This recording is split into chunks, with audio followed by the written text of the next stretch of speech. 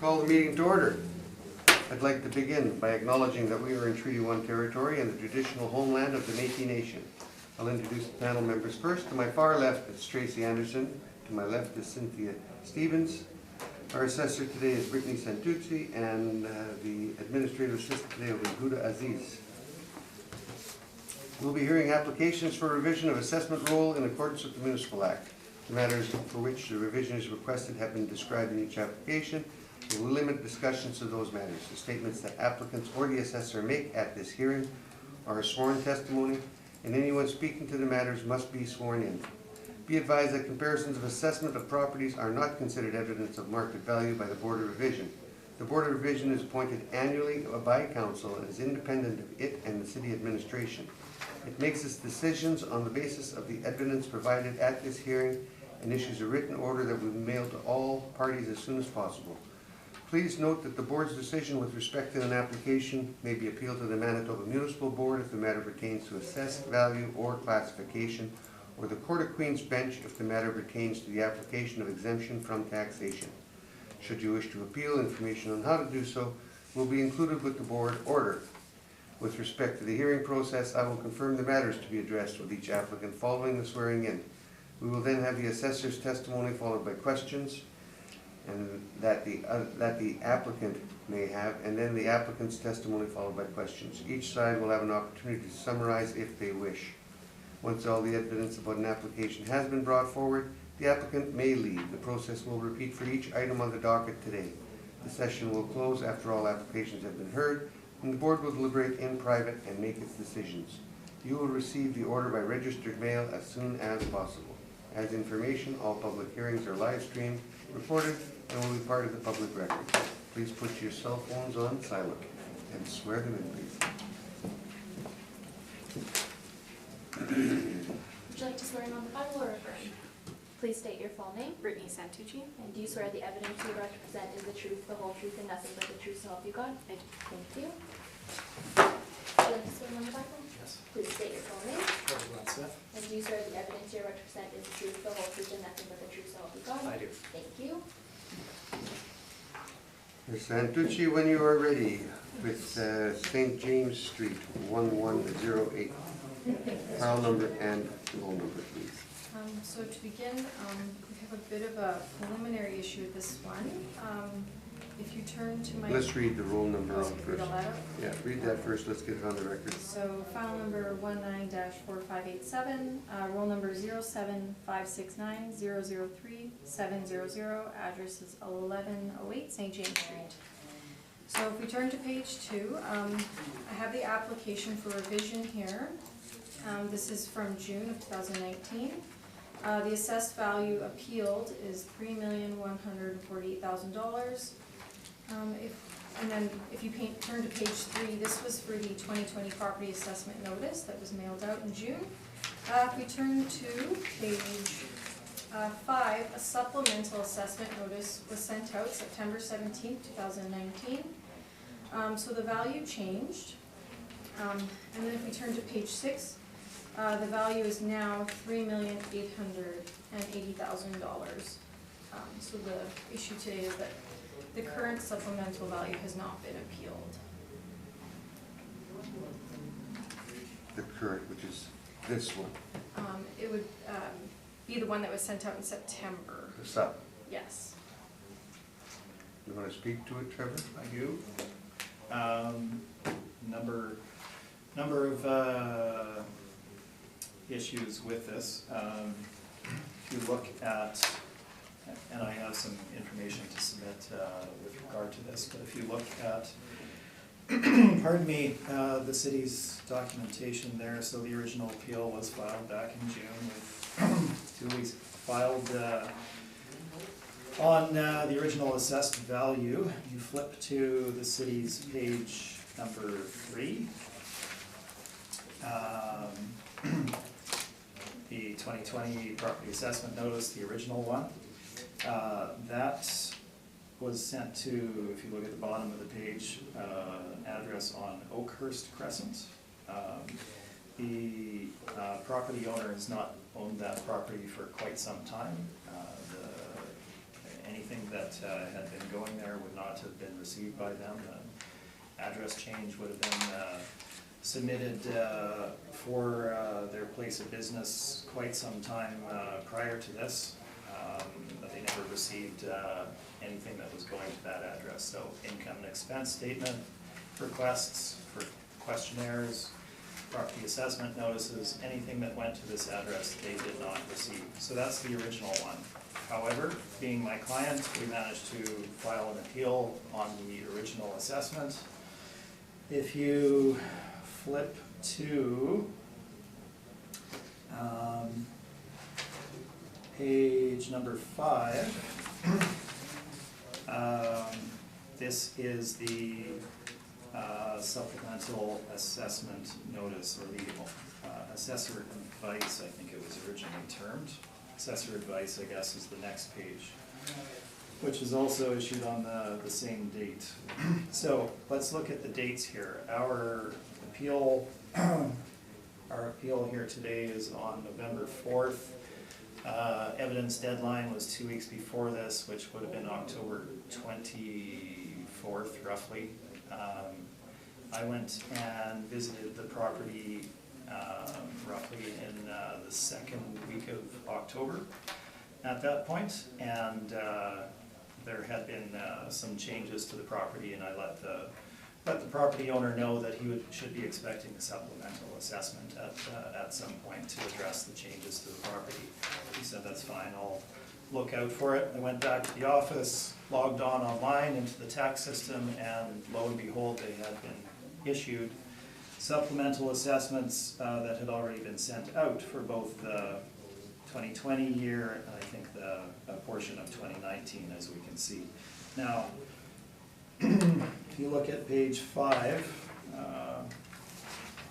5 onwards, it says that these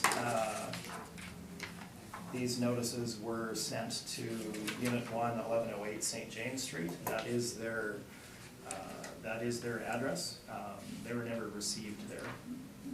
They did not receive these notices at that time frame, at that location, nor is there any evidence of there being a registered letter having been sent to them showing that they had received it and it had been duly signed for at that location in the evidence submitted. Now, once I discovered that supplementals had been issued, the time frame had already passed in which to file an appeal on the notice for the change to 2020 as well as to 2019. So it was an impossibility to file in the 21 days that we're limited to in order to appeal those. Now, time-wise, it strikes me as odd that these supplemental assessments would be issued immediately prior to a scheduled hearing for the subject property where the original notice original assessment had already been appealed. So to that end, I have basically the same documentation that you're looking from the city, from the city there. I have the original 2020 assessment notice going to Oakhurst, and then we have the assessor advice going to the 1108 St. James Street address, which was never received. I can submit those to you if you want, although you already have the evidence, basically. We've already got it anyway, we don't need another copy I don't of it. think it changes anything. Don't have to duplicate it. So,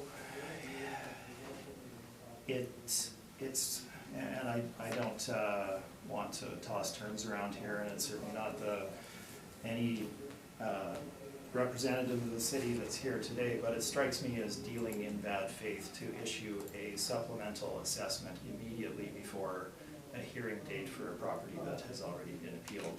And then when you didn't appeal within the limited time frame to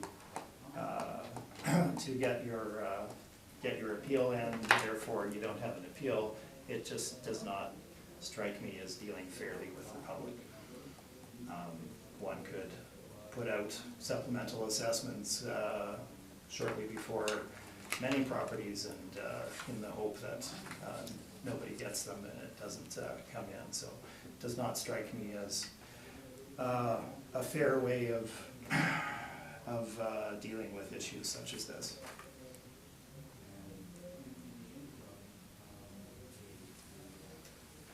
Do you have any questions of either? Tracy? Is there no, you said that there is no registered letter, There there's is no not. proof No, of? they don't have to register No, these. but, They don't? this, Okay. my coworker who inspected the property with the owner in July had informed him that the sup would be coming. We did a full inspection with him back, I think it was July 17th, 2019, and in regards to new construction or renovations, we do it throughout the year. It depends how long from the date of inspection to when it gets entered in our system and then gets processed through our building, so we don't stop doing it necessarily during the appeal cycle. It depends if it has to get done, type of thing, so you can send them out at any time of year. And we did have contact with the owner over the old mailing address being wrong. In June, he approached the tax counter and things were changed. And it was confirmed that that's where he wanted the mail to go to in July during that inspection. Thank you. That's it. Cynthia? So I'm just confirming that I understand so because the owner is saying that the mail was never received, they missed the deadline to appeal the sub. Correct. Okay. And we have no proof on either side whether it was mailed or received. Correct. Okay. Deadline for the subs was? 21 days following September 17th, so what day would that be?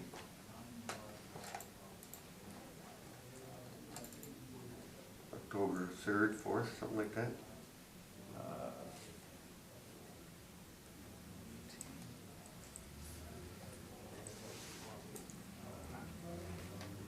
Still time to, I think the 7th. 7th? The 7th, and I And believe when was it brought to your attention that the sub was done? I saw the property on either the 9th or the 10th of October, when I then looked online and saw that the subs had been issued. Did you contact the city at that time?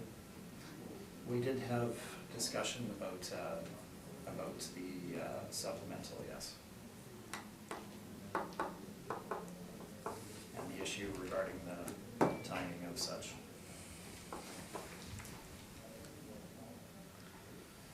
And your side is saying that because it's not dealing with the sup, it shouldn't be heard. The file isn't like null and void. I've had this like for a couple other properties where supplementals were also sent out. Did you advise the appellant of that matter prior to this hearing? Yes, Or the, he was going to speak to it, so that's kind of how we were coming about here. That was our opinion, that it would be null, and then to present that today.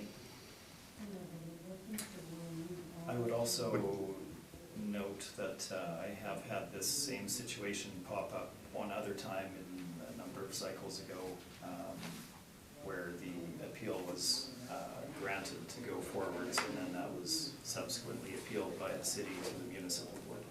yeah. That's exactly what would happen. And that's,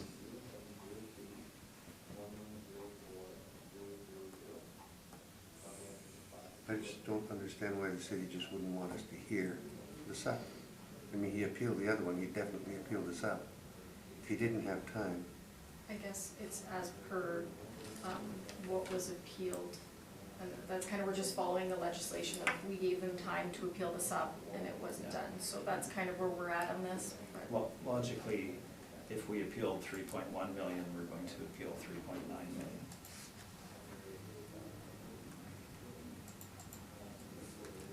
if we deny this, you still haven't got time to, you can't file an appeal on the sup now, can you? Well, no, that's That the ended point, last is the time frame had come and gone, as they were not aware of it.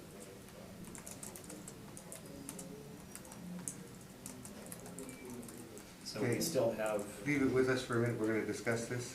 I just have, Can you- I have one Okay, go ahead. question. Okay. Leave it. So the city, in this kind of an instance where you've done a sup on a property that's been appealed, you wouldn't contact the owner to tell them that it was coming? Like, I'm like, Well, we let him know at the inspection, But- but we wouldn't phone him the date it was sent out, because then we'd have to phone every single, and we'd have to also consult with our data services that is sending these out. It would be a bit more, I guess, well, I'm just thinking on ones Yeah. that have been appealed. I mean, I wouldn't because I have expect you other to. ones that are coming up where they appealed the original one, they've now appealed the subs, and then it's just gonna carry forward, I guess. The one is null and then the new one, so I'm not sure, I've never had a property like this, so.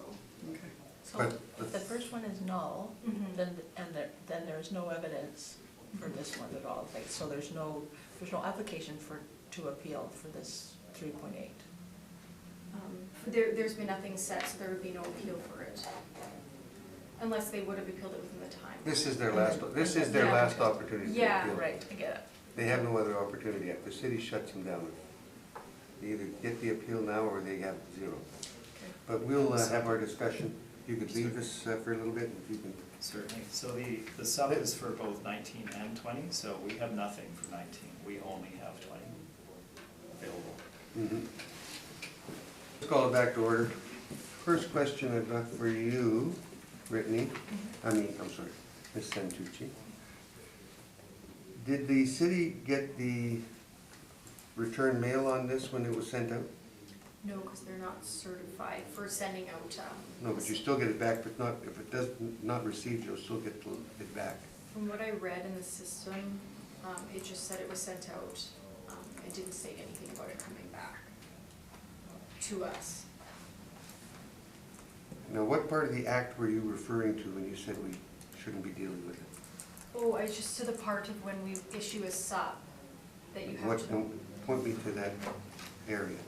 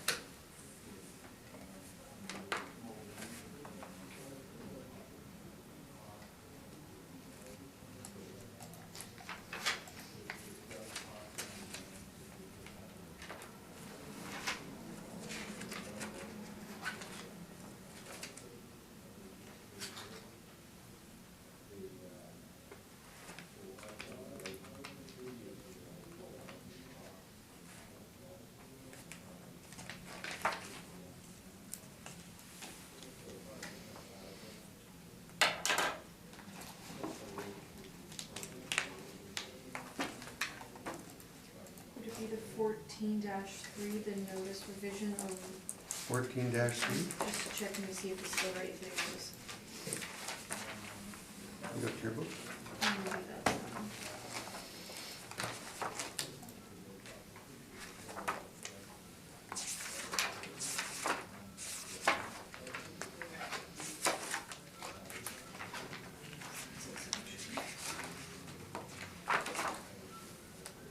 After amending an assessment rule under this section, the assessor must send written It's notice. 14-3, you said? Yes. Just let me find it. Okay.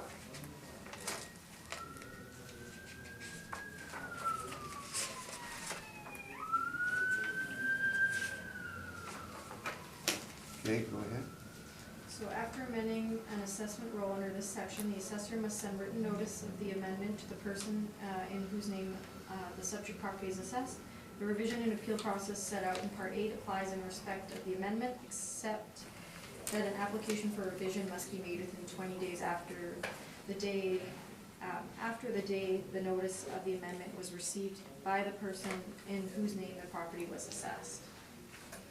So that's what you're referring to. Yes. Why did the city include 38.8 on the front page of this if we weren't dealing with it?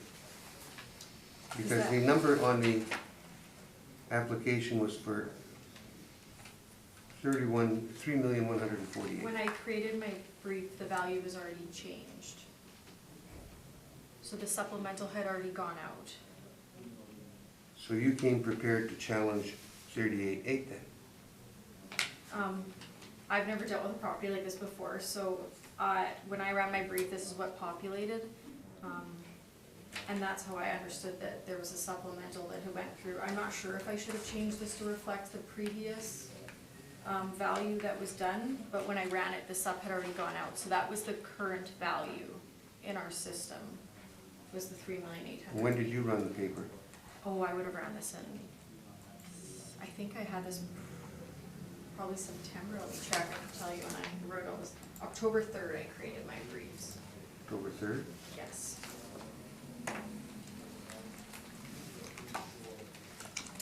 Because before us should be the $3,148,000, which is the assessed value at that time of the application.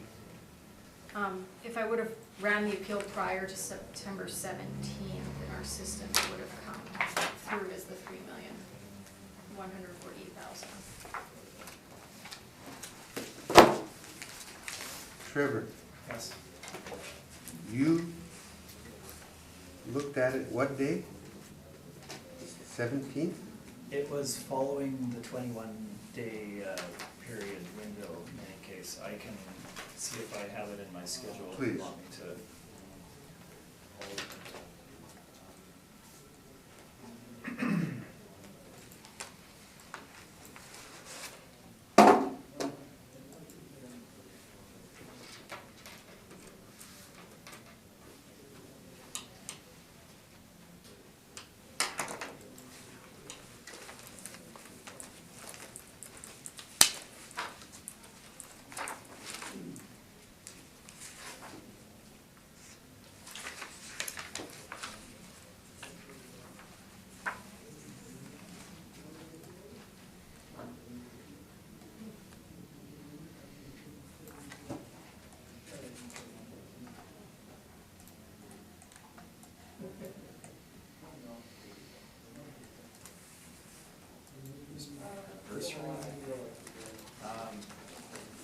I'm not seeing it written in a specific day that I inspected it, but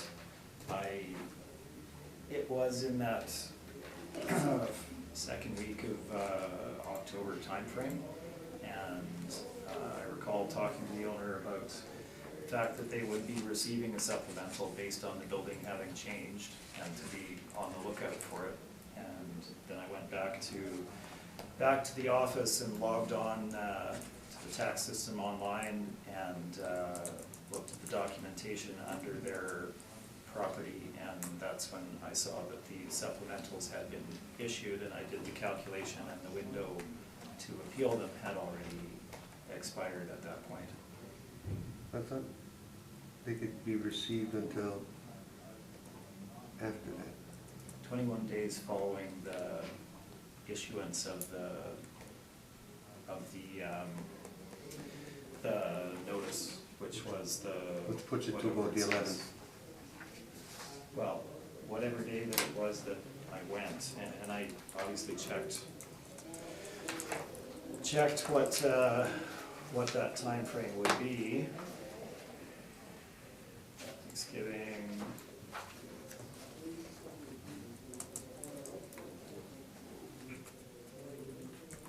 I don't have it specifically noted down in my schedule here which day that it was that I went, but suffice to say, I went back, checked the timing of it, and if we were within the window, clearly we would have responded immediately, but it had already passed at that point. Okay, so does the city have the ability to change an order? Like, the appellant had applied for revision on that amount. Yes, I've got no problem with you supping it and coming in at 38.8, but if you're changing the number here from what he had asked for, 31, When he was challenged. When he was challenged. what he was challenging. Like today, we should be dealing with what he applied for, $3,100,000. But that's no longer the 3,148,000. value, that's no longer the value though, and I think. But that's what the application was for. Yes. We can't void an application. No, but if you were to, like, let's say you were to confirm this number, we wouldn't be confirmed, this wouldn't be confirmed with our department because this is no longer the value. It's under my, like, my understanding from my department was that this value is no longer a value, our new value is the value, and that wasn't appealed. That's kind of our stance on it. So how are we supposed to, how does your department think we're supposed to deal with this? Well, most, like, other people I've dealt with, when they've appealed the SUP, that this appeal gets withdrawn, so that's kind of the tricky part, is they didn't appeal the SUP, so I'm unsure, I've never dealt with something like Yeah, this. it's clear as mud right now. Yeah, so.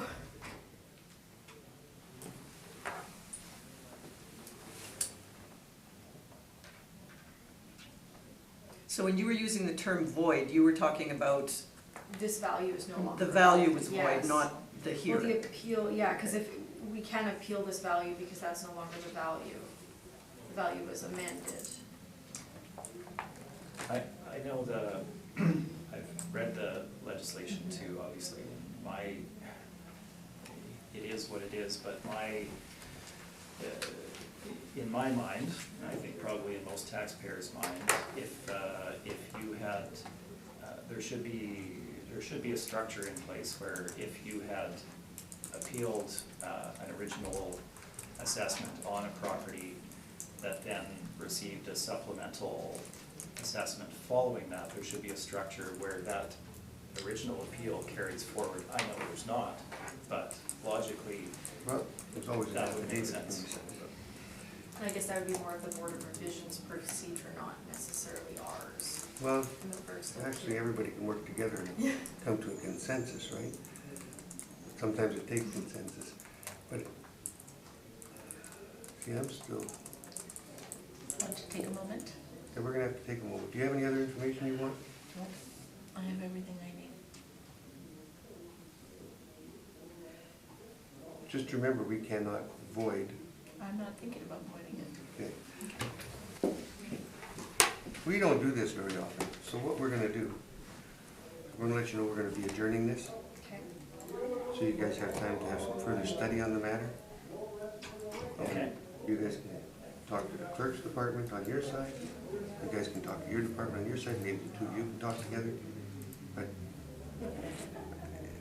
no matter which decision we make, it's gonna be a wrong decision, because all the information that's before us is not there, and we have not got the ability to void. So it's adjourned. It's adjourned until it's either called back, or what you guys decide in the end, how you're bringing it back. Okay, But there's no we're specific. gonna adjourn it, and the clerk's department will decide when it's coming back, through Okay, discussion with you, okay, great, both of you. And we will be the panel members that hear it again. okay. Sorry for all that difficulty. Have this, I hope I don't need it again today. Roger. You want us to, let's save the paper for it, okay? We've written all over it already. Oh, I only wrote on the front page, so. Do you need it, or? No. No? Adjourn. I have my copy. Mark was adjourned for that. Next one, please. 3965 Portage Avenue. Thank you, Mr. Ms. Chair. Santucci, when you are ready. This is file number 19-958, roll number 07569-034-300. This is 35A-3965 Portage Avenue. This is a two-story office building, and we have a leasable area of about 12,000 square feet. If you can turn to page 2, you can see where the subject property is located. It was in the auto park. The exterior photo I have here, the bottom, I don't have any interior photos, and I didn't inspect this property. On page 3, we have a no subject sale history. I'll get to the subject property leases once I get to the income and expense mailer. If you turn to page 4, I have our income stream work up here. We have listed 3 premises for this property. We have 893 square feet at $17.19, 9,700 square feet at $14.11, and 1,407 square feet at $16.56. And we have an overall rental rate of $14.63 per square foot. We have a vacancy loss of 5.5. We have the expenses at the 2 instead of our previous management with 5%, we just using the 2 here. We have a shortfall of $7 per square foot. We have an overall capitalization rate of 6.55% and for an estimated value of $2,411,000. For my comparables, I tried to find some locations on Portage Avenue. The closest one is Comparable One. It is a smaller single tenant office space. I think the largest one I have on Portage is 1818 Portage Avenue. That's $12 a square foot. There's the 2 comparables 5 and 6 are on Ness. Comparable 7 is on Roblin, so closer, I guess, as I could get to like maybe the perimeter. That's a single tenant office building at $14, and then comparables 8 to 10 are located on Corden Avenue. They're in a multi-tenanted, larger, a newer building, and that building is about 16,000 square feet. The subject property today was built in 1999, so it's a bit newer than some of the other ones. However, some of them have also gone through some improvements in Portage. My average for my comparables is $13.35, and my median is $13.82, so about $1 less than what we currently have on the subject, but within the range. Page 5 is just the income value summary. Page 6 is our model-derived capitalization rates. Page 7 is Municipal Assessment Act excerpts, and if you turn to page 8, we have the 2017 income and expense questionnaire. So for this property, it is partially owner-occupied. On page 10, we have the 2 tenants listed. So the first one there that occupies the 11,183 square feet is the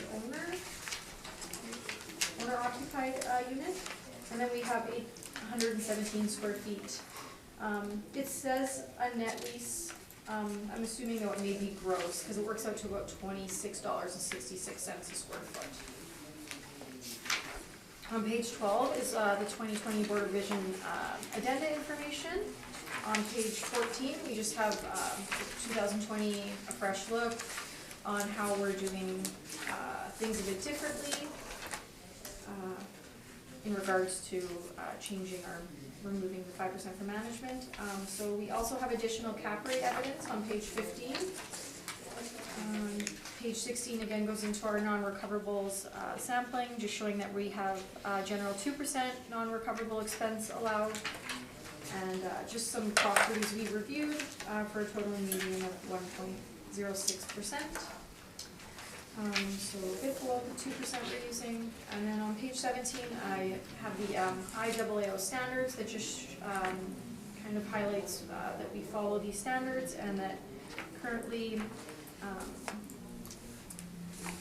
the properties we fall within the overall level of acceptance of the 0.09 to 1.1 for the properties. And currently, I think our median ratio for income producing properties for assessment to sale ratio is 0.991, the acceptable range.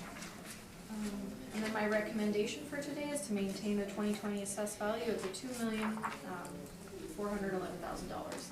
Thank you. That's my presentation. Trevor, questions? Yes, just a couple. Looking at your page number 10 and the income and expense form, not that you would necessarily know this, but is the city aware that the building is fully owner occupied? That the second tenancy there is also owned by the same family, Birchwood, that operates the entire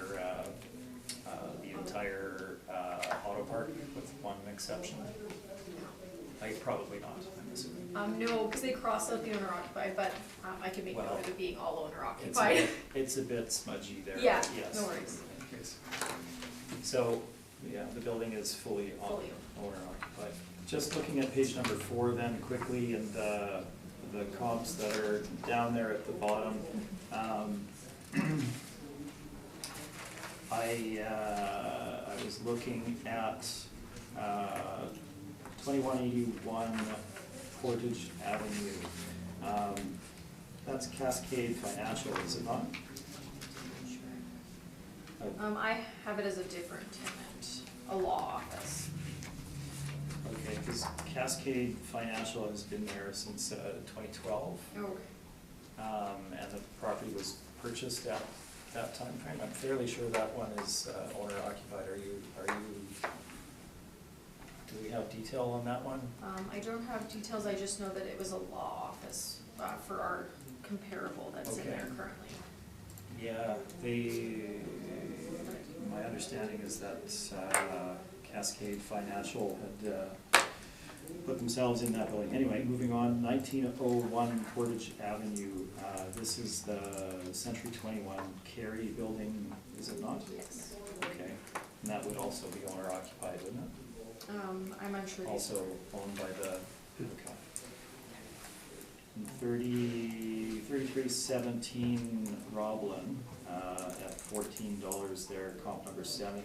That's a CPA firm as well, correct? Yeah, counting. Okay. Typically, they're in their own, they own their own buildings typically of these small office buildings, correct? Yes, I'm not sure if that one's like a strip mall, like it seems to be connected to other units, so I'm not sure I if that. think that I one can is, remember if that one was a standalone. I think it's I believe it's a standalone. Anyway, model driven otherwise? Everything, yes. Those are my questions, thank you. Cynthia, any questions? Well, just in looking at the comps, you know, your average rent seems, like you said, it's in the range, but it's barely in the range. Most of your comps are a little bit older, but, and I'm not, would this location be considered to be as strong a location as some of these comps when it's outside the perimeter? It's hard to say because I didn't have any comps that were in Were the same there, sort of yeah. area. I think it would be more based on the year built, Year built, yeah. would be due to the higher rate. Okay, that's all I had, thanks. Tracy? No questions. And you took my question. On with your presentation. Thank you. So we're looking at Unit 35A, 3965 Portage Avenue. This is the office building in Point West Auto Park.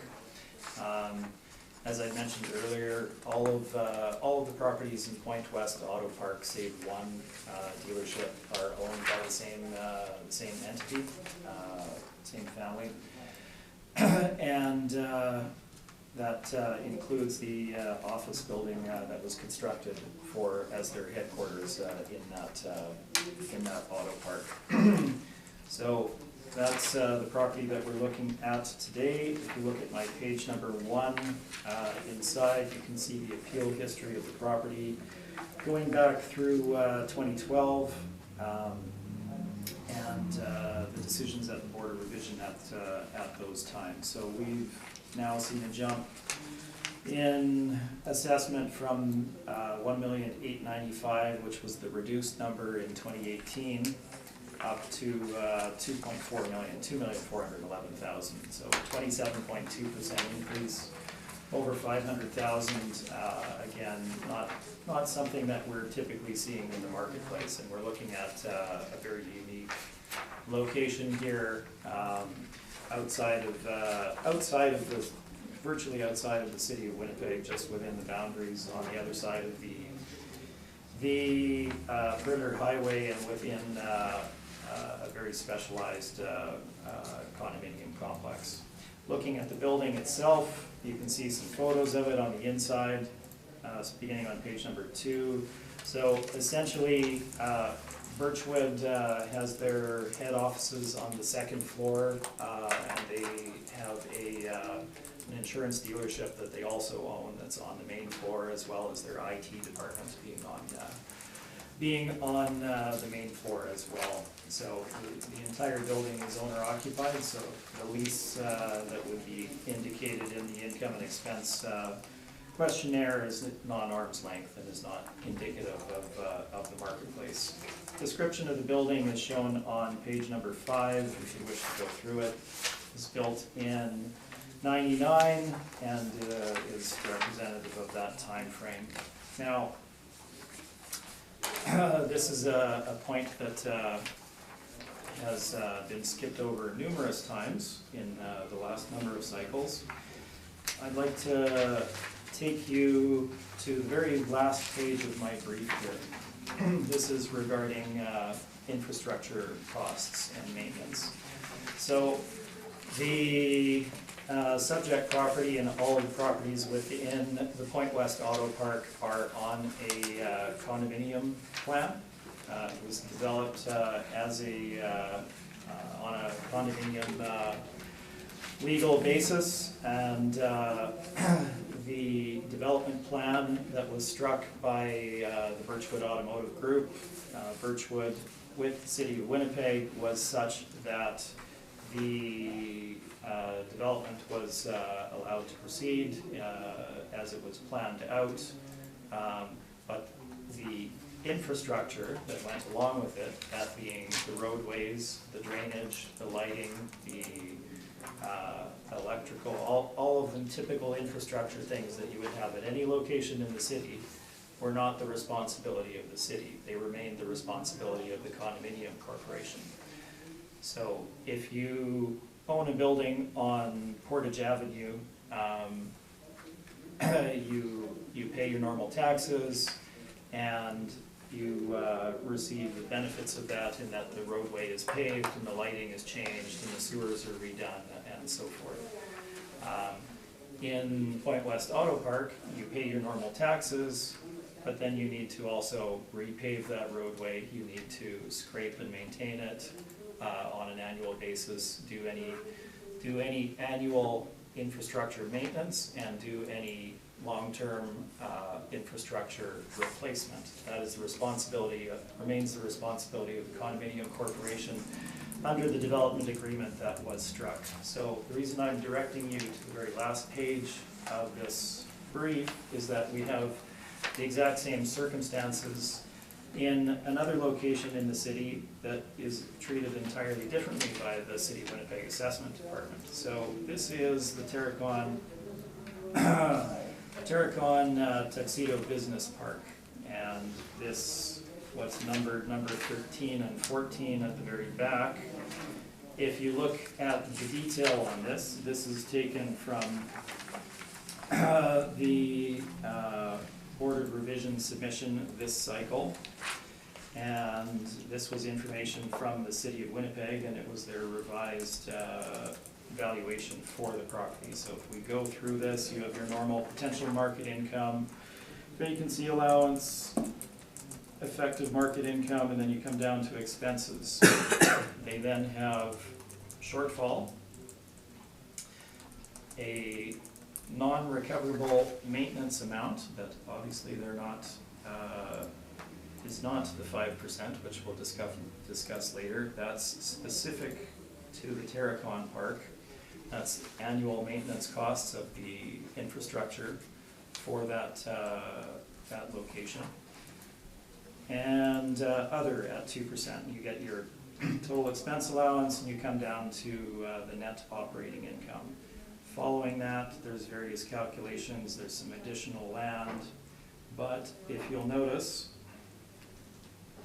you have the non-recoverable infrastructure deduction down there at the bottom, $2,455,935, and capital replacement amount of $1,117,288. These are included by the City of Winnipeg itself in their valuation model for the Terracon Business Park. Now, Terracon is also done in the same manner, where they are responsible for the annual maintenance and the long-term replacement costs of any infrastructure within that business park. Exactly the same as the Point West Auto Park. Now, the Point West Auto Park is not treated in the same fashion as the Terracon Business Park, despite the fact that they have the same legal setup, the same basis, etc. So what I am showing you here, obviously, is an issue regarding equity. The subject property and all of the other properties within Point West Business Park should be treated on an equitable basis with similar properties within the city of Winnipeg, particularly when it's been pointed out to the city over a number of cycles that this is the case, and it should be treated in the same fashion. In fact, the city used to allow annual maintenance expense at Point West, as well as an infrastructure replacement amount. They did it in their own fashion, slightly differently than we had done, but it had been allowed. They then removed that for unknown reasons, and it has continued on and has been a fight before the Board of Revision and the municipal board since that time frame. So what we're asking is that we be treated in the same manner as other properties in the same situation within the city, and indeed reflective of the actual costs that are incurred by the owner because of the fact that they are responsible for replacing roadways and lighting and all of the costs that go along with maintaining these facilities. So that's what page number 6 essentially points out to you within within that description there. Feel free to go through it. Discusses all the components of the infrastructure that would be included within that system. Page number 6 describes the zoning, C3 commercial corridor. The original zoning agreement for the auto park includes numerous use restrictions for properties within this development, such that under the condo declaration, the shall only be used for the sale, leasing, rental, storage, display, repair, and service of new and used motor vehicles. So you're essentially restricted within this auto park to auto park uses, auto sales and service related uses in that park. Description is shown on page number 7. You can see the site for the subject property and more importantly the location on page number 9. So again, if you look at the location here of Point West Auto Park, we're outside of the perimeter highway, beyond all of the built-up developed area. Yes, there are houses that are beyond that, but the dominant driver of business is the entire city of Winnipeg, located to the east of the perimeter highway. So you have to specifically go to this location in order you're not going to drive past it and drop in for any particular reason. With regard to the office building itself, it was built to service Birchwood's needs in that auto park. What is the value of that real estate outside of Birchwood's use on the open market? You're looking at use restrictions essentially, where it would be limited to automotive uses within that development. So your business would have to somehow be connected to the automotive industry and require that amount of space. So obviously it's very tailored to their individual use. The comparables that both the city and ourselves will use are all located well within the city of Winnipeg. They're not adjacent to it. There's no real comparables that would give you an indication of what a building like this in this location would rent for. They would all be in what would be considered to be superior locations. So let's move on to the valuation itself, page number 12. Again, it's entirely owner occupied, so we're looking at the market for appropriate lease rates. Pardon me. Looking at our comparable charts on page number 12, obviously there's some main floor space, so we looked at various uses in similar properties within the city. You can see their locations were typically on main thoroughfares such as Corridon, Pembina, St. Mary, Broadway, etc. You can see the age of those structures in second column. Generally longer-term leases, and we tried to get leases that were as close to the valuation date as possible. So looking at the leases in place here, we have a range from a low of $11 a square foot for 16,000 square foot government tenancy on Broadway in 2015, up to $14 a square foot for 2015 lease for a dental office of 1,600 square feet on Corridon Avenue. Obviously there's some variability there. I think in fact the city had a couple of leases that I would point you towards at 1818 and 1833 Portage Avenue at $12 and $12.05 that were for fairly large comps at 9,200 square feet and 4,300 square feet that I think are probably fairly good indicators of appropriate lease rates for the subject property. So the market stats are shown on page number 13. Class C suburban office buildings, subject property would fall into the Class C category given its size and location. Average rental rate was $11.61 a square foot. According to our own Cushman & Wakefield report on the office market in the second quarter 2018. We have looked at both that as well as the rental comps. We've assigned a rental rate of $12.50 to the Birchwood office space and $14 to the individual insurance space, which is also owner occupied. This gives us our $151,226 gross potential income.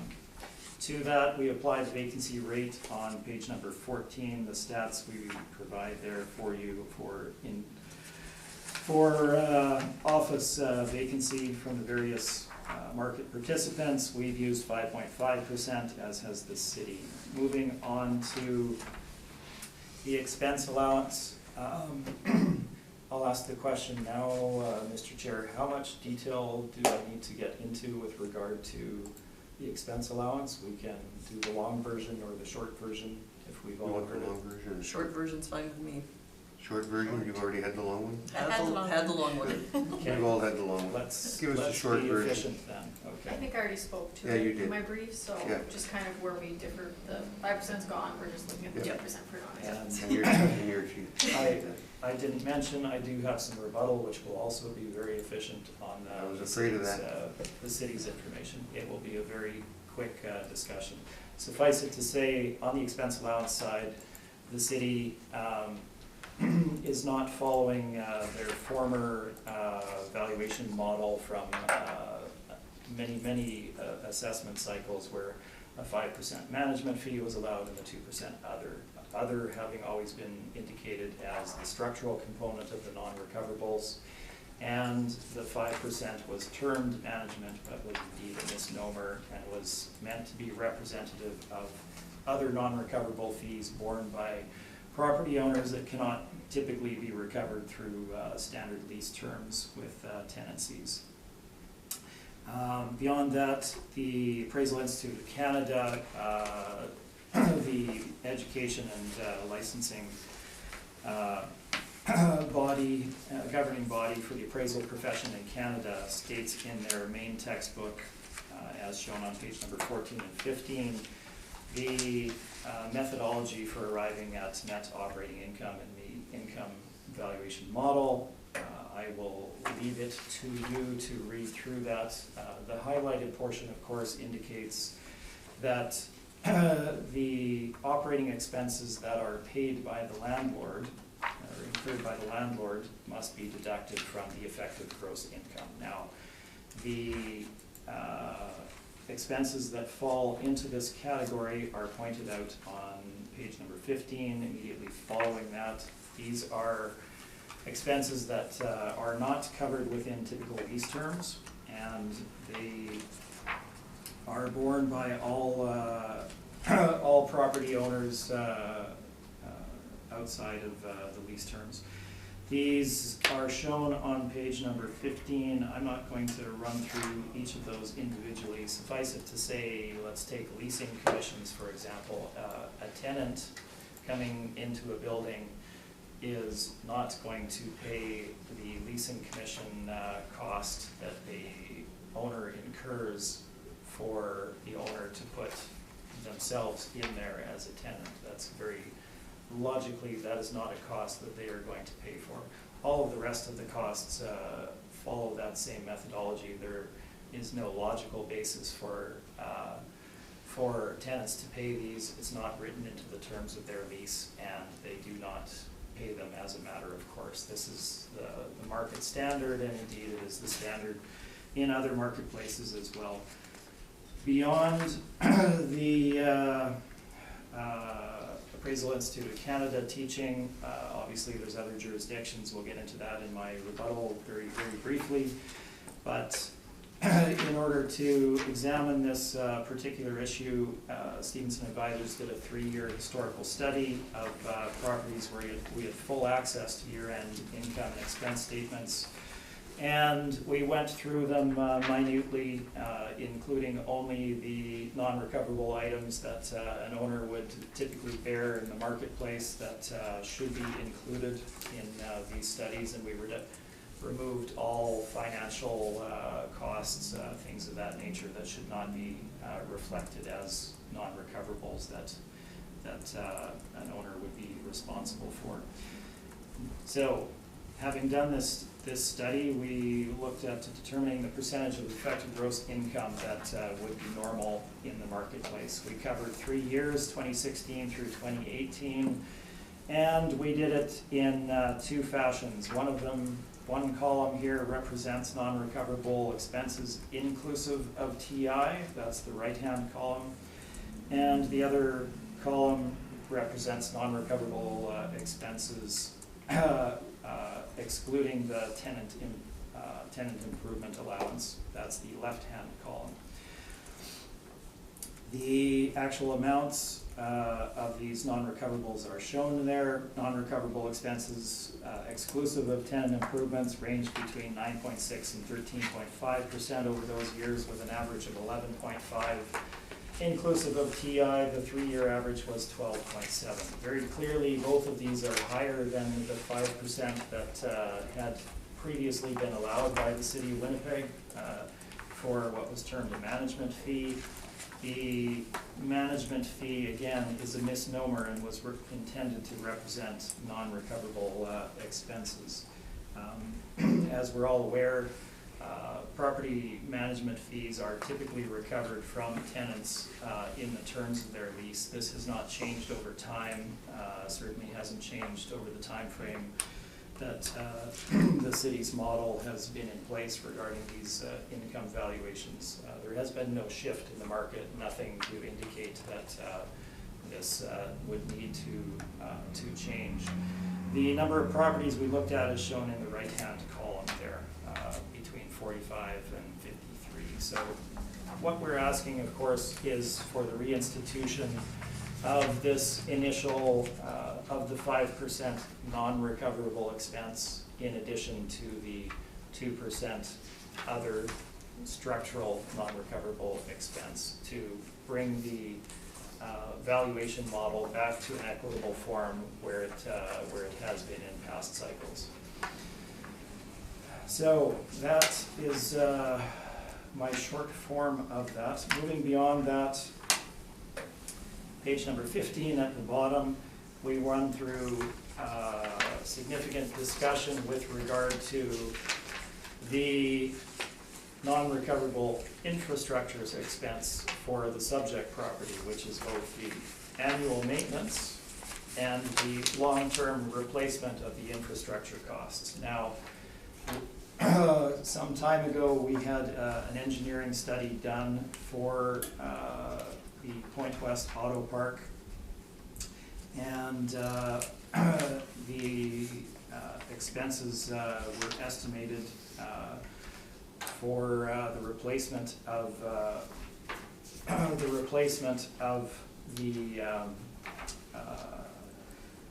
the infrastructure components in the auto park.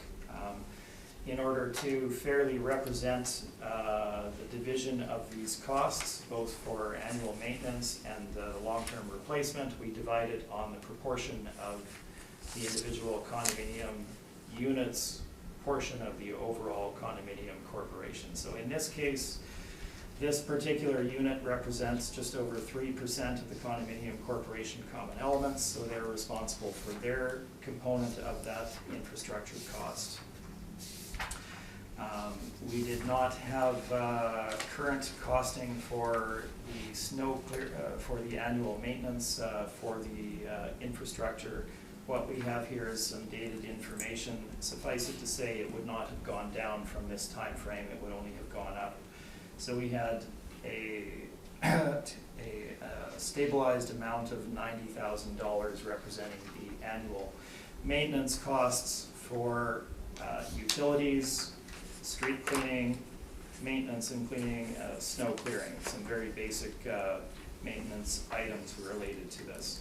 So 3%, just over 3% of that is the share that subject property would be responsible for on an annual basis as a deduction from the income.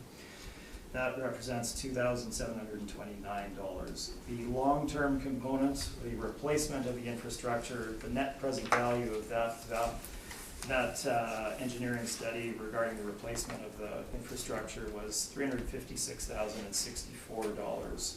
The proportional share of that for the subject was $10,796. There is a municipal board decision regarding this, as noted in the middle of page 16, identifying that these additional costs should be included in the valuation. And again, historically, the property had been dealt with in that manner quite some time ago. The city that subsequently removed that, but as pointed out, the Terracon property at 1301 Kenniston is in exactly the same legal and financial structure, and those allowances are made for that particular property as included in the agenda. Cap rate, moving on to page number 17. We've given you the main market participants ranges at the top of the page there. Again, we're looking at Class A and B suburban office buildings. Really, there's no Class A suburban office in the city of Winnipeg, with perhaps one exception close to Polo Park. So we're looking at Class B with a range of 6.75 to 7.5 at Cushman, 6.5 to 7.25 at Colliers, and 7 to 7.5 at C.B. Richard Ellis. So the low end of that range being 6.5, 6.75, etc. Subject property itself is peripheral to the city of Winnipeg. It has use restrictions. It's within an auto park. It essentially has one use. What would an appropriate cap rate be for that? Wouldn't be at the bottom end of the range. We have applied a 7% cap rate to our valuation. You can see our comps shown on page number 17 as further backup to that. So page number 19, let's run through this quickly. We have the overall potential rent at the top based on the $12.50 and $14, deducting 5.5% vacancy, giving us our EGI. From that, we deduct the 5% and the 2% combined as 7% expense allowance. We deduct the shortfall, and For the subject property, we then deduct the annual infrastructure maintenance cost of $2,729, giving us our NOI of $125,556. Capped at 7% gives you $1,793,650. From that, we deduct the future infrastructure cost of $10,796, which gives us our final rounded value of $1,783,000. Again, this follows the same methodology as the 1301 Keniston property, which, as I noted, is in the same exact situation. The addenda materials include the I&E, I believe, the market reports, and we include a number of decisions that also reflect the 5%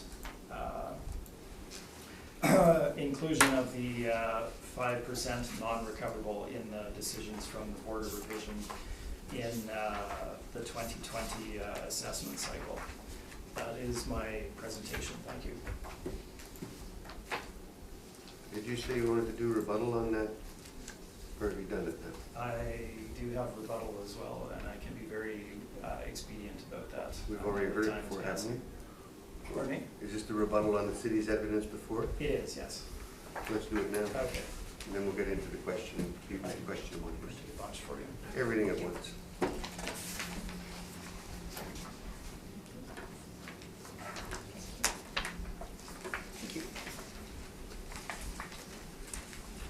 Sure, you So- will be brief. I will be brief. So I'm just going to summarize. You can read through it as you wish. Sounds good. The document that you have is essentially pointing out that the Province of Manitoba Assessment Department model, as shown on I guess it would be the third page there, it's number 9 at the bottom. So it looks like this. If you run through that valuation workup, and this is a property that I dealt with. Third page? Third page. So We'll run not third the page inside after. one, but the third one. This one? This is a Skip property. by. This property I. 1, 2, 3. Yeah. That's too complicated. Go ahead. This is a property I dealt with myself out in Brandon a couple of weeks ago for the 2020 cycle. Province of Manitoba Assessment Department, obviously, and if you look at the valuation model that the province uses, you can run down past the effective gross income. You can see that they apply a 5% management allowance and a 2% other allowance. So this province continues to use the same methodology. They have not seen a change and they've not adjusted their model. Beyond that, we look at the Saskatchewan agency, the Saskatchewan Assessment Management Agency, and their model. They identify non-recoverable costs that are meant to be included, and they have an example in which they use, they don't specifically identify the percentage that they use, but I believe they're using 5% in their example that they use of how they conduct their income valuation. Outside jurisdiction number 2, we have Ontario, the NPAC organization, which does all the assessment in Ontario. Same methodology. You go through it. It identifies the fact that the non-recoverables need to be deducted, and then they indicated what is to be included in that, and then they provide an example where they use 5% in their example of the amount to be used as non-recoverable costs. Whether that's what their model specifically says or if it varies from there, I do not have that information.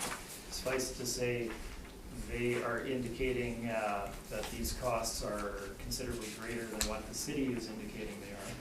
Finally, at the very back, we have decisions from the Board of Revision for this cycle indicating the re-inclusion of the 5% non-recoverable in addition to the 2% other non-recoverable in the decisions from the Board of Revisions. So we have 183 Kennedy Street, 615 Main, 460 Higgins, and then I just received these today, I believe, 1873 Henderson, 353 Provencher, and 14 Island Shore Boulevard, where the 5% was re-included, and that is my proposal.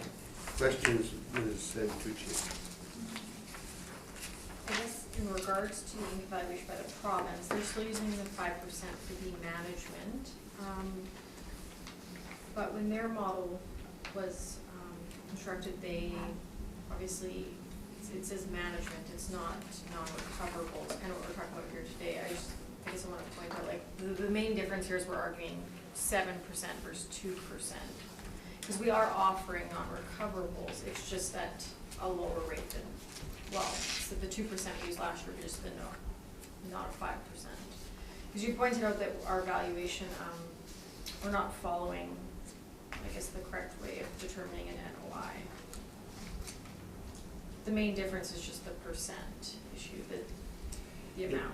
It's the inclusion of the categories of non-recoverables and the misnomer of management being applied to that 5% initially. It was never intended to be reflective of property management, as we all know and are aware. The property management expense is nearly always recoverable from tenancies under their standard lease terms, and that has not changed over time. I guess, do you know what the other provinces are using for non-recoverables? Any of the other ones? If it's like a 7, a 5, a 2%? I did not explore beyond No. the two properties that I included. Okay. And you'd have to agree that there has been a variety of decisions. Some people they're keeping it at the 2% for the board, and some are at 5%, I would say. Well, there have been some decisions, but I mean, frankly, the theory and methodology is quite clear that these specific costs should be deducted from the effective gross income. And the 2% that the city allows is exclusive of the majority of these costs and does not adequately capture the costs that should be removed. I think that's all the questions I have on Yeah. the non-recoverable portion of it. Okay, are we just doing questions on the rebuttal or on Or the? Right. did you want me to do all Do the all of questions? it. Let's Okay. get it all. Okay. Just to We confirm, may not have it. the value that you're asking for today is lower than the 2018 assessed value. It is, as my value at that time was lower than the decision that came out, as it did not reflect the annual maintenance costs or the long-term infrastructure replacement. And then in regards to the last adjustment you put on the property, the future infrastructure costs, since it is future, it would be kind of unknown, or do they have, like, when you had put in on page 16, I think it was, the net present value of the future infrastructure cost is just about $356,000. Right. Is that just what the property is projecting? Is that like a specific number? It is a specific number.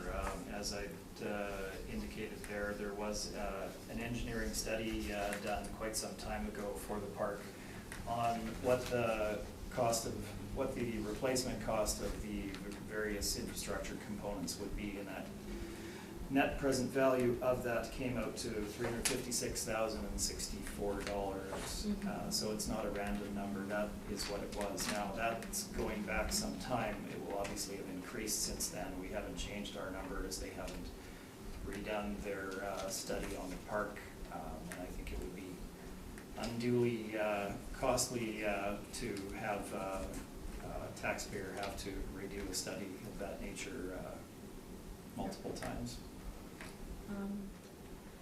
And have they paid any money in regards to fixing the roads there yet? They have, like, specifically this property, a percentage of? I couldn't tell you if they have had to replace sections of the roads, but they do have significant traffic on there, including delivery of, you know, of the transport trucks with the vehicles on them, et cetera. And it's not just the roadway, it's drainage and lighting and all of those typical things that one has on the street that they're responsible for. So they would have had some cost, yes. Okay, thank you, that's my questions. Cynthia? Just one, on your work hub, it shows $12.60 as your rental rate, but then you mentioned $14, but I don't see it there anywhere. Is that included in your final number 151? It is, if you look at page number 13, I've broken it down by the two units that we had. So the 11,000+ square feet at $12.50, and then we applied $14 to the smaller unit that the insurance agency. That was your average, okay. So the average comes to the $12.60. Okay, that's all I have, Yeah. sorry, thanks, I just want to clarify. That's okay. Thank you. Tracy? No, I'm good, thanks. We'll go back to that same page that you were just on. Mhm. Why do you class it a Class C versus a B? Based on the size, Winnipeg really doesn't have Class A suburban office space. I didn't say A, B. Yeah. So outside of one tower by Cole Park, which is arguable, everything is not of significant enough size to classify as A. So you have B and C buildings beyond that. The subject property is, pardon me, very use specific, very peripheral to the city. It's not of a significant size, so it would fall within that C category. I know it's more recently built, but it's extremely isolated where it is and the demand for it. I'm not saying it's a poor building. You've seen the photos. It's nice enough, but who is going to rent that and who is going to buy it and what is the value of that property on the marketplace? That's what we're dealing with. What standard was established when they built the property for the roadways, for the lighting, for the sewer, the water? Was it all city spec or was it a lower spec that was required on this property? Because it was condominiumized. That's an interesting question, which I can't give you, a specific answer on, as I don't have that detail. If I were to speculate, which would be speculation, they would probably have to build it to city standards, but I don't have that backup to supply that. If they were built to city standards, would the city not have been able to take over the roadways? I imagine that they would have been able to take over them. Whether they would want to or not is the other question, right? So the fact is that the agreement is that is the responsibility of the condo corp. So they have to maintain and replace that infrastructure. And you wouldn't face that anywhere outside of Terracon and very few isolated other properties in the city. Now, you said they had an arrangement prior to when? Development of the property. And when did they stop? When did this contract or this agreement end? I'm sorry, I'm not. You quite said the city had an with the agreement city. with them on these costs prior to. It wasn't an agreement, no, it was that the city reflected those costs in their valuation model, and this is going back to, I believe, 2010 included them, 2012 may have, and then they removed it subsequent to that time frame. However, as you can see, within the marketplace, identical situation, it is reflected at 1301 Keniston. So Is this the one that you were referring to that went to the board, the muni board? And it was reinstated? the 1301 Keniston? Yeah. No, we were reflecting unit 90 at the auto park, where the decision that I was discussing there pointed out that these costs were outside of the norm and would have to be included in the valuation model in their decision. So that was specific to the auto park itself. And that's on my page number, it's in there. Yep. Page number 16. In the middle of the page below the chart. But you didn't include the actual order, did you? No, I summarized it and included the detail of it. It is available. Might I be have available to included- others, but it's not available to me. So I have included this decision in the past, and it's been ignored, I guess, is my comment. So I supply a lot of paper. I could perhaps supply more, but Well, you said it hasn't been ignored because, no, I'm going to leave it there. I'm not fishing, I'm trying to get the facts. Sorry, what was the question? I'm happy to answer the questions. I'm just trying to follow it. Okay. So the order was that it should go back in on that specific unit. That's correct, yes. Were any of the other units brought to the board to have it reinstituted? There are some outstanding municipal boards for later years that are awaiting scheduling.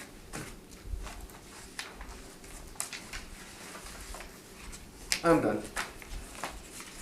Everybody else good? Good. You're good? You're good? Let's take a 5-minute, shall we? Okay, when you are ready, it's time to shoot. So this is file number 19-570, pool number 060-345-000. Address is 185 Comanche Boulevard. This is a 2-story office building. It was built in 1974. We have an effective age of 1991 on the property. We have a leasable area of 11,308 square feet. If you turn to page 2, I just have some aerial photos of the property located on Provencher. On page 3, I just have the request for income expense, an older sale from 2011 for about 1.5 million. I'll get into the subject property leases as I go to the income expense mailer. So for page 4, that was the previous income workup for this property. We had overall rental rate per square foot about $14.40. So for my revised, I have a leasable of overall $12.53. Some of the basement premises were drawing rates of $11.88, $11.77. So I took the basement space, combined it into one, and put it at an overall rate of $9. The parameters have, I think, stayed the same. The 5.5 for vacancy loss, 2% expense, $7 for shortfall, and a 6.7% capitalization rate for the revised estimated value of $1,894,000. On page 5, I have my rent comparables. The first set of comparables is for the main and second floor space. The average is $12.54, and the median is $13. I tried to pick comparables located in St. Boniface. For the basement space, I have 17. These are pretty much all the basement space we have in the city. The average of $9.09 and a median of $9. We turn to page 7, it's just the previous income value summary. Page 8 is the model drive capitalization rates. If we turn to page 10, this is the 2017 income and expense questionnaire. I noticed we're going through it, they have a rental income that's a bit different from if you were to calculate all the rent they collected from the tenants. That number was about $38,000 higher. So when I calculated the rent from the tenants, I got a rental income of $141,822. So it changes the net operating income that they've supplied us with here. If we turn to page 12, these are the tenants in place. I calculated through the monthly rent, the annual rent. I took that and I divided it by the leasable space. So actually, my rec is pretty much based on the rent that's actually, generated here. It was $12.54 when I calculated that. For an overall, again, page 14 is my addenda information, which shows, some additional cap rate evidence on page 17, and then just our expense, sampling. So my recommendation today is to reduce the value, from the $2,185,000, to $1,894,000. Thank you, that's my presentation. Trevor, questions? I have no questions. Cynthia? I had no questions. Tracy? No questions, thank you. Are you okay with the offer, or? No, I appreciate it very much, and just one or two things to point out. That's all. Okay, let's point them out. Your turn.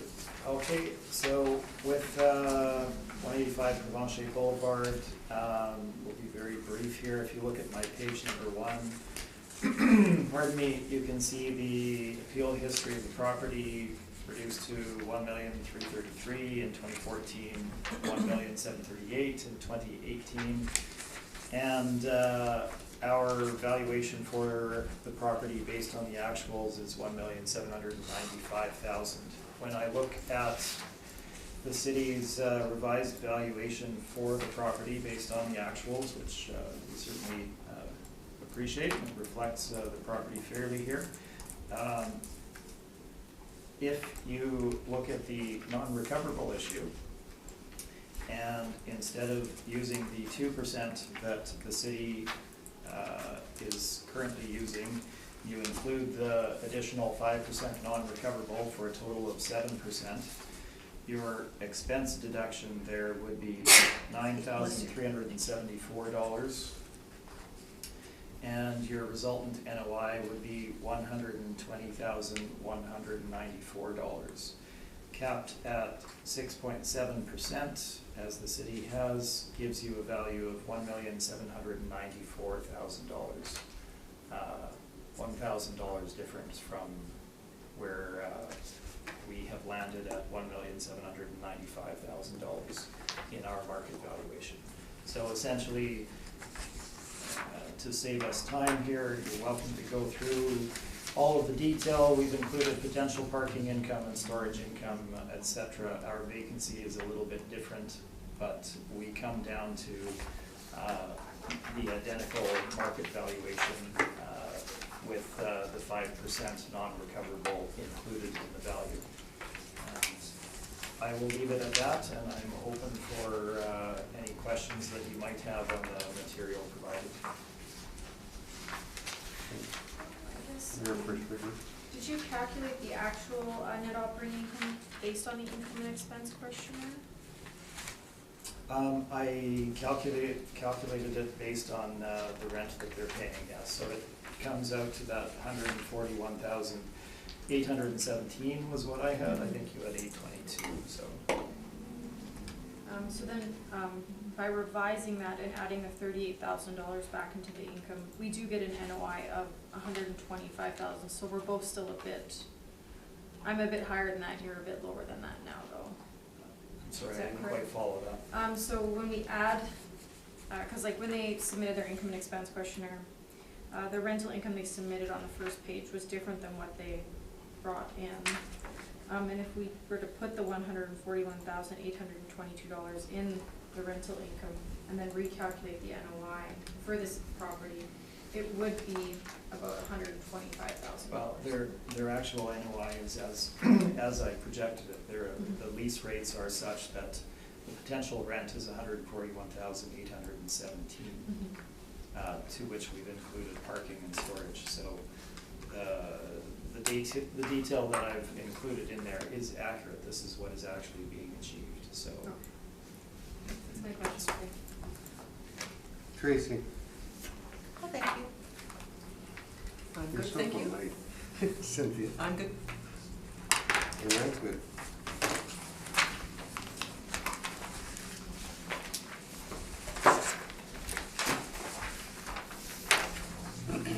So having another.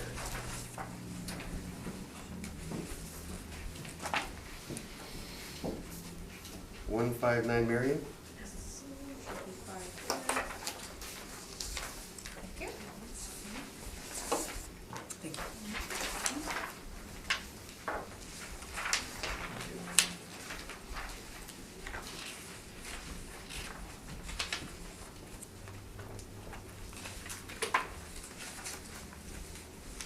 When you're ready. Thank you, Mr. Chairman.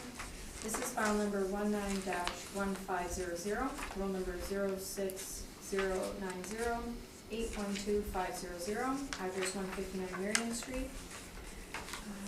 This property is a one-story office building built in 1978. We have a leasable area of 4,985 square feet. We turn to page 2. You can see some aerial photos and exterior photos of the property. And if you turn to page 3, there's some inspection photos for the interior of the property. I never took these, it was a coworker. These are from 2017. So it is actually not just an office, but there's a medical aspect to this building for the tenant. If you turn to page 4, we have an older sale from 2008. The subject property leases I'll get to. On page 5, this is the previous workup. As you can see, it actually had a kiosk, which used to be an ATM in their lobby from the credit union. It is no longer there. It was removed in March of 2018. So part of my recommendation that I handed out was to remove that. So previously, the overall rent per square foot was $16.58, and on my recommendation, the new rent is $14.33 for the overall. Everything else is still the model generated, 5.5% for vacancy loss, 2% expenses, shortfall of $7 with an overall capitalization rate of 6.55%. So my revised estimated value is $953,000. If you turn to page 6, I have my rental comparables. I did use medical office rental comparables. The average is $14.30 and the median is $14.01. There is a basement space here, I realized, and then so that one's a bit high.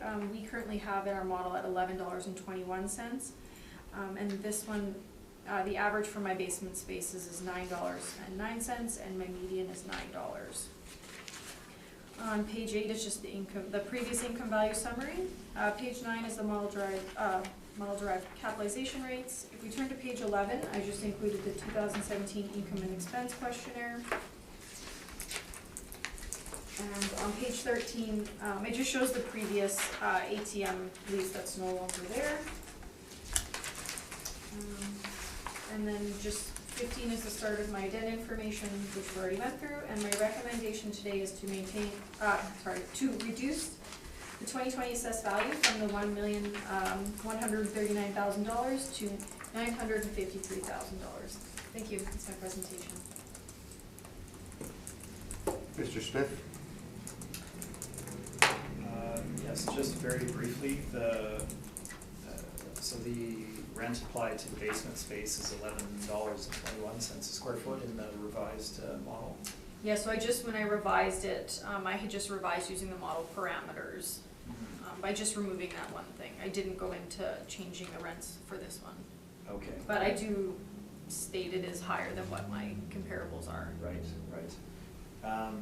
And then just on page number 6, so the 400 Taché is the dominant comparable there. I see that Yes. would be that's the medical office building just across from the St. Boniface Hospital, yes. correct? Better location perhaps for medical office in close proximity. Yeah, I guess just depending, that's a multi-tenant, whereas this is a single tenant Right. type of unit or building. That's all of my questions, thank you. Tracy? Nothing? Nothing. I'm good too, thanks. You're good too? So am I.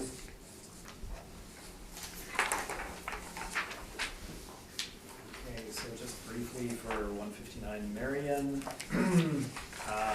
we're looking for a market value of $816,000.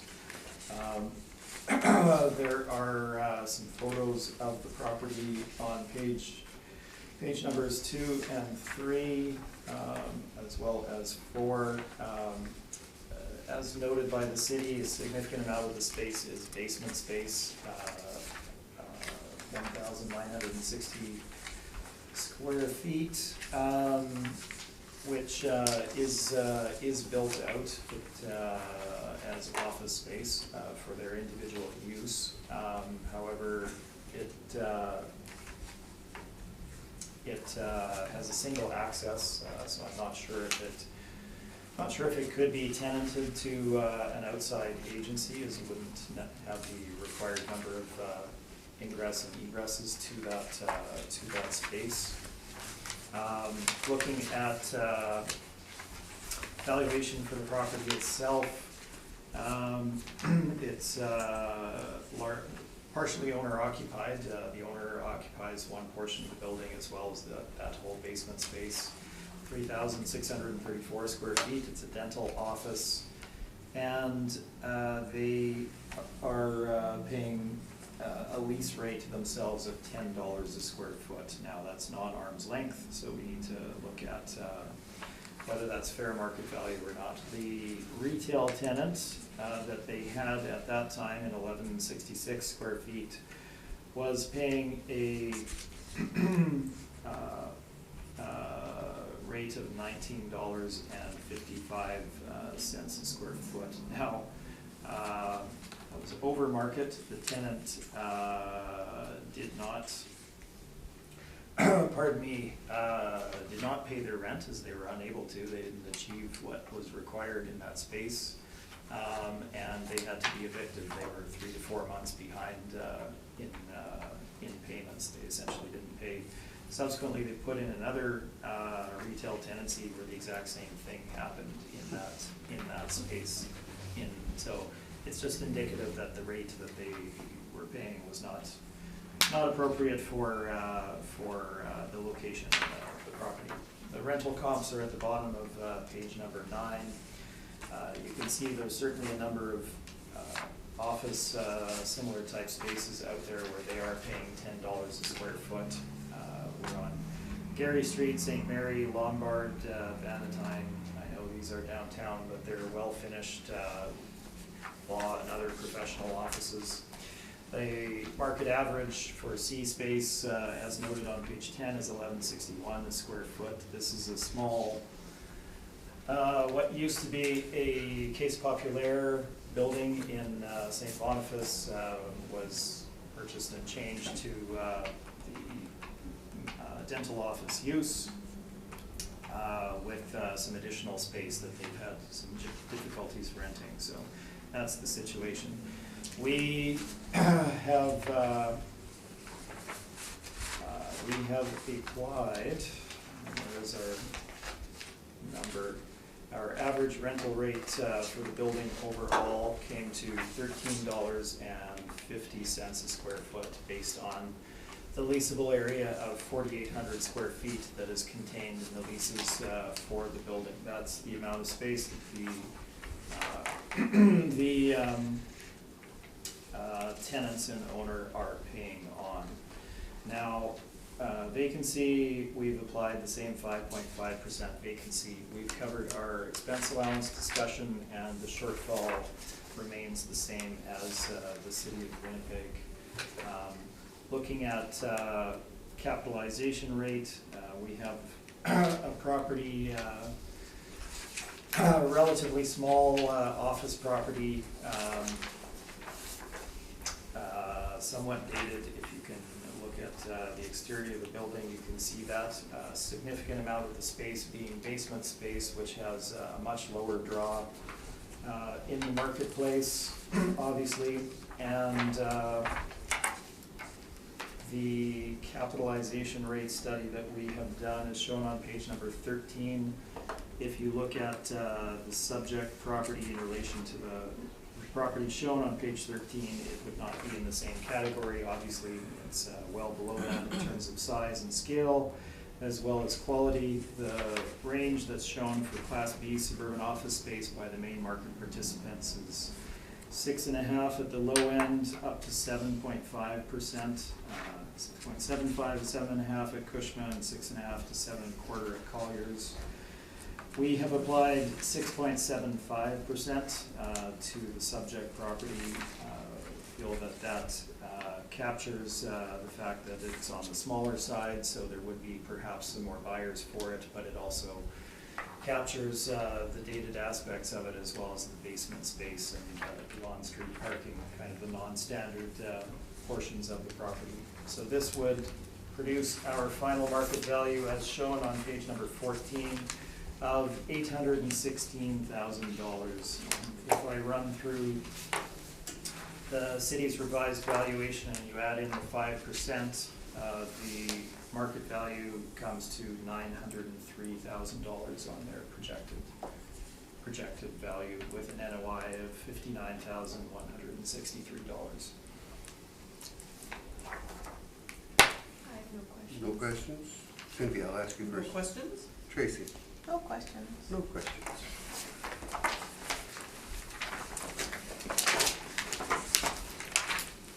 This is the last one. This is the This is Colony. The difference This is between Colony. 5, right, of the expense. Colony is the 5%. Yeah. Colony is the 5%, We don't need an argument on it. and I did the calculation if you want. We'll just read it on first. So I'll just, yeah. Thank Still you. gotta put all the info in. Yes. Thanks. This is file number 19-1544, roll number 12091, 621100. Address is 276 Colony Street. This here is a office building located just, I guess, outside the main area of the downtown. It was built in 1945, and we do have an effective age on this building of 1964, and the leasable area is 20,398 square feet. Page 2 is just some photos of the building. Page 3 is interior photos, which goes all the way to page 4. Page 5 shows no subject sale history. So page 6 here, we have the income stream for the property. This is the first one. This is the taxable portion. So we have the 9,300 square feet at $11.44. So we have the vacancy loss of 5.5, expenses at 2, shortfall at $7, and an overall capitalization rate of 7.8%. So that would be the estimated value of the $1,217,000. Page 7 shows the exempt portion, which is 11,098 square feet at $11.28 per square foot. This one has the same parameters for the estimated value of the $1,432,000. I have my comparables that are just applicable to both. Average $12.16, median 12. So for this property, on page 11, I have included the 2017 income and expense questionnaire. On page 14, it shows their NOI reported to us was $249,671, and our NOI is actually lower than that. And then it shows just for the non-recoverables, just $32.40. So my recommendation today is to maintain the 2020 assessed value of $2,649,000. Thank you for the presentation. Trevor? I have no questions. Any questions? Just out of interest, like, what's the non-exempt portion, do you know? For the tenancy, For the exempt portion of the non-exempt? so there's New Directions is in there. Oh, yeah, okay. I know there's Taking Charge, but I'm Yeah. assuming New Directions is the Yeah, one that's that's the it. exempt Okay, one. thanks. Yeah, thank you. Trevor, on your presentation. All right, so we're simply asking, as with all the other properties, for the reinstitution, re-inclusion of the additional 5% non-recoverable fee in the valuation. We're not in disagreement on the other points. So all of my previous presentation carries forward through this particular property as well. Accepted. Look, Looking at page number 8, I have done the calculations for the board. If you flip to page 8 there. Stream number 1, if you include the 5%, so you have a total of 7% rather than 2, the expenses would be $7,038, and your NOI would be $89,921. 89? $89,921. Yeah. And the market value would be $1,153,000 for that stream. Say it again. $1,153,000. And stream 2, the 40E, 7% would give you expenses of $8,281. NOI of $105,746, and a market value of $1,356,000 for a combined total of $2,509,000. 2 million what, sorry? $2,509,000. Not much difference, is there? But as we noted, we're looking for equity within the marketplace. That decision should carry forward and be used with regard to all of the properties before the board. Any questions? No questions. No questions? Let's move on to the last one. That'll be 883 Notre Dame Avenue. So for this property, I don't have a rec, but I do have something I wanted to hand out to the board just in regards to the leasable area. Sure.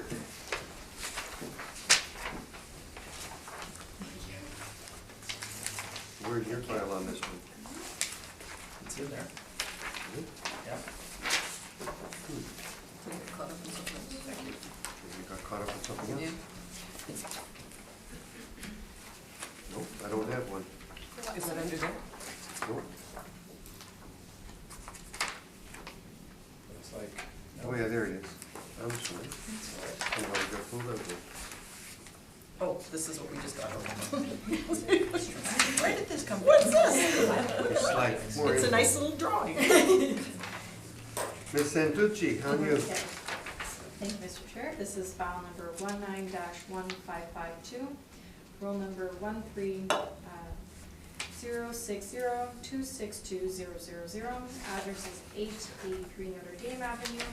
So for this property, we have an actual year built of 1970, an effective year built of 1975, and we have, it's a 2-story office building. There is a bit of a difference between the leasable area we have on file versus what has been submitted through income and expense questionnaire, so I took my chance to review it, and we currently have a leasable area of 5,315 square feet, and I'll get into more details of the premises as my brief goes along. So page 2 is some aerial photos. As you can see, it's an office building on Notre Dame, close kind of to the intersection of Arlington Street. I don't have any interior photos, and I've only been in this building once for a business assessment. But I did inspect it for this hearing. So we have on page 3 a few sales. The most recent sale was for $535,000.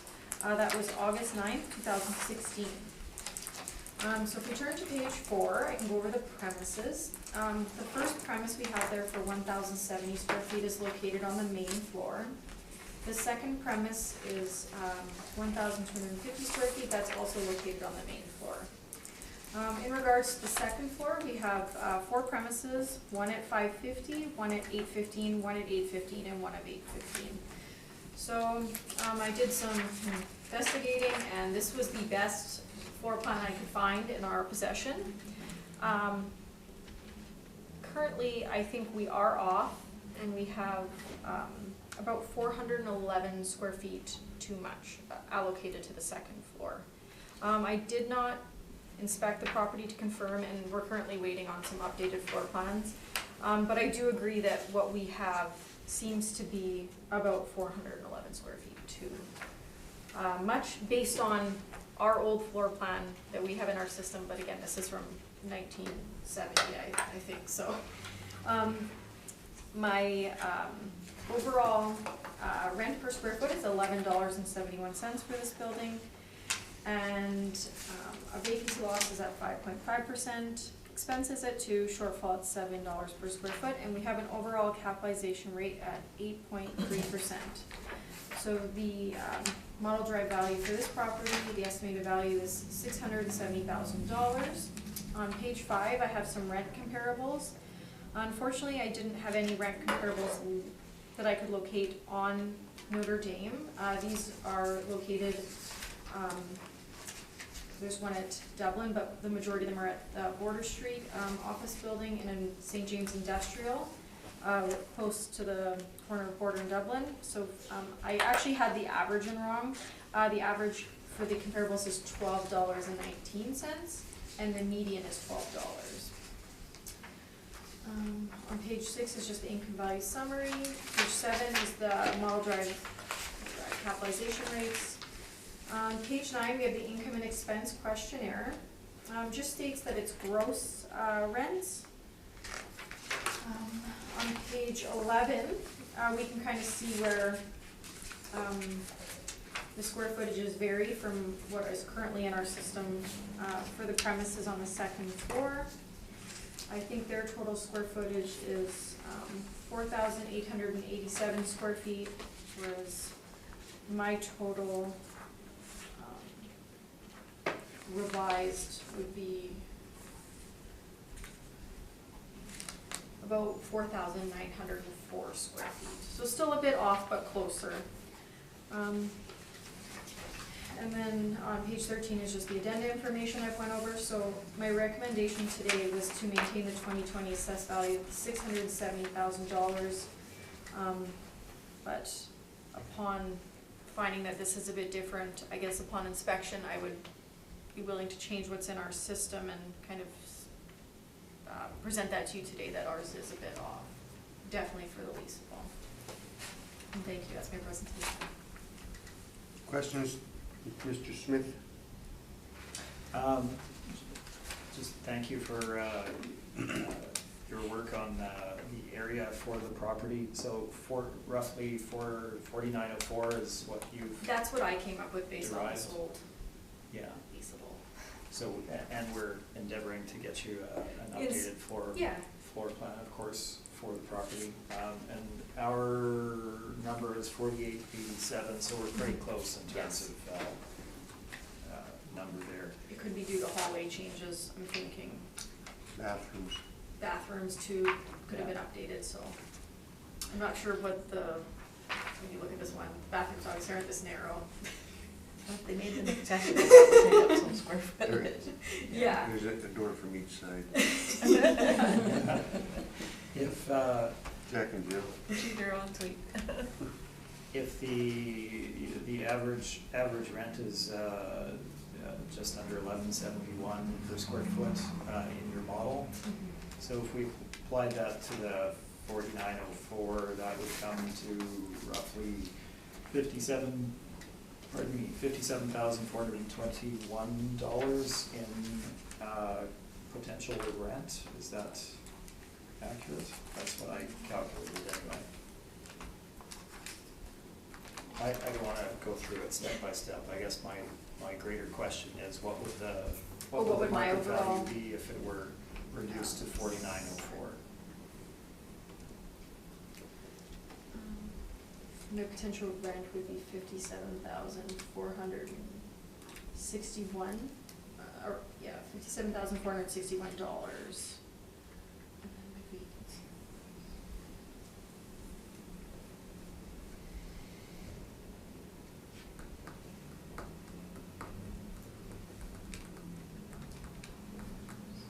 It'll still be a higher number than yours. It would be higher, yes, and I think it would, a lot of it would have to do with the expenses, and then we're about $1 difference on rent.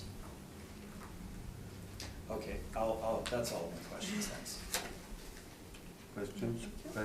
No, On- thanks. On with your presentation. Okay, so 883 Notre Dame Avenue, you can see a picture of the property on the front there. You can, we'll run through the location in that. It's a small, older office building located on Notre Dame, much west of Health Sciences Center, I believe. We look at my page number 1. The property had sold for $535,000 in August of 2016. It was post-referenced the last time frame, but an agreement was struck to accept that sale value. And the property was reduced to that in the last cycle from $608,000. In looking at the actual performance of the property, does it support that value? Well, probably not, in my opinion.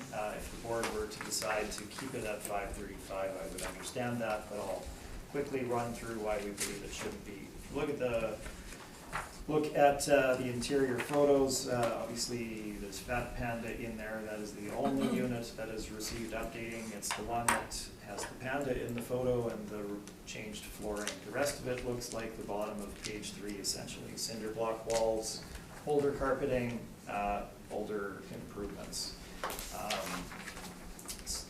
Stairwell access to the second floor, no elevator, etc. The location is shown on page number 6, so you can see how far west on Notre Dame it's located. This is obviously a busy thoroughfare, but it's not certainly a higher end office location in the city. If you look at my page number 9, this is kind of the crux of it. This is what the property actually produces. The actual leases for the property are shown at the top of page number 9, and they are all on gross leases. So what you can see there is the gross annual rent that they pay on the right-hand side, and then what their reduced net annual rent would be when we deduct the operating costs and taxes. So the gross per square foot numbers are shown in that column that says net rent minus the operating costs and taxes, bringing you down to the net rent figure that is the highlighted number. So our net rents that are being paid on these spaces range from $5.46, $6.58, $8.01, $6.86, $5.84. Those are some pretty low office rents in the marketplace, but they are indicative of where and what this is. Now, I recognize that they're on the low side, so in looking at what marketplace is, we provide you rental comparables at the bottom of page 9. Note at the top as well, 680 square foot unit is vacant as well, as noted there. So our rental comparables, there are other rents that are out there that are that do reflect that lower end of the range. However, there is obviously a concentration in around that $10 that we've provided in the chart. Again, we're looking for a similar size and utility. Not all of these are obviously as poorly, some of these are considerably better located than the subject. In fact, most of them I wouldn't venture to say. However, we've got a lease at 201 Portage at $5 a square foot in 2015 for 3,100 square feet. Various other ones there, $4 a square foot at 2015 Portage in 2015 for 1,381 square feet, both office uses. You can see the remainder of them. 1161 a square foot as the C market average. We have used a rental rate of $10 a square foot as reflective of the subject property. They're actually achieving between $5.46 and just over $8 a square foot. We've applied a 7% vacancy to the subject property. This is backed up by the market stats. They actually had 13.9% vacancy. That's that single unit. It's on the second floor and not at the front, no visibility. It's a chronic issue. It's a small space, but in a small building, it adds up to 14%. We've used 7.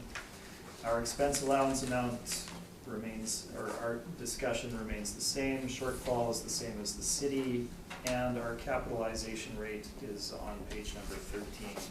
We have used 8.25% cap below the city, reflective of the lower quality asset that we're discussing. So this gives us our final market value of $483,000. And that is my presentation. Thank you. Thank you. Any questions? I don't.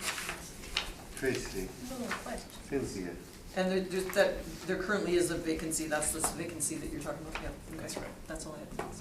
and I've got no question. Thank you very much. It's been a great day. I'll get that.